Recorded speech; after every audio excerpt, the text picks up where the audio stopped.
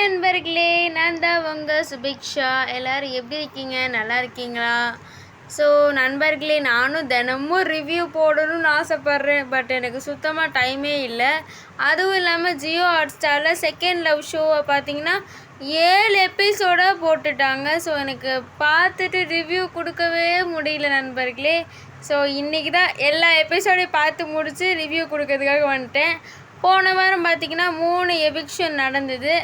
இந்த வாரம் பார்த்திங்கன்னா 3 பேரை உள்ளே விட்டுருக்காங்க. ஸோ அவங்க உள்ளே பண்ணுற அலப்பறைகளெல்லாம் பார்க்கணுமே, வெறித்தனமாக இருந்துச்சு. அதில் ஃபஸ்ட்டு பிராவோ.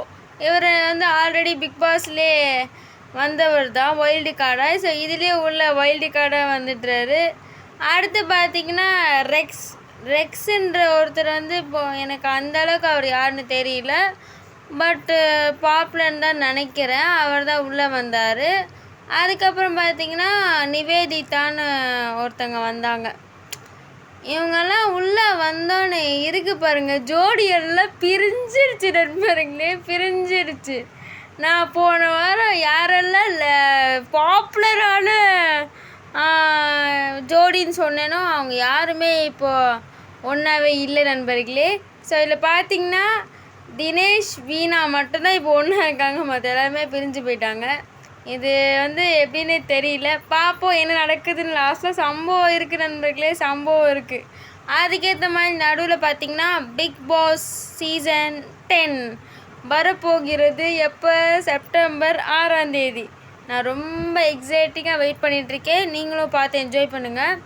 இப்போ பார்த்திங்கன்னா செகண்ட் லவ் ஷோவை பார்த்திங்கன்னா ரெக்ஸ் அப்படின்னு ஒருத்தர் வந்தார். அவர் பார்த்திங்கன்னா வீணாவை தான் லவ் பண்ணுறேன்னு பின்னாடியே சுற்றி தினேஷையும் வீணாவையும் பிரிக்கிறதுக்கு எவ்வளோ முயற்சி பண்ணார். பட் அது ஃபெயிலியர் ஆகிடுச்சு. இதுக்கு நடுவில் பார்த்திங்கன்னா வெக்கேவும் ப்ளஸ் பிரியங்காவும் ஒன்றா இருந்தாங்க. இப்போ அவங்களும் சண்டை போட்டு பிரிஞ்சிட்டாங்க. இந்த வாரம் ஒரு சண்டை காலமாக தான் இருந்துச்சு. இதில் பார்த்திங்கன்னா பிராவோ ப்ளஸ் பிரியங்கா தான் ஜோடியே இல்லாமல் சுற்றிக்கிட்டு இருக்கிறாங்க. ப்ளஸ் சிந்தூரியை விட்டே பாருங்கள், அவங்களும் ஜோடியே இல்லாமல் சுற்றிக்கிட்டு இருக்காங்க.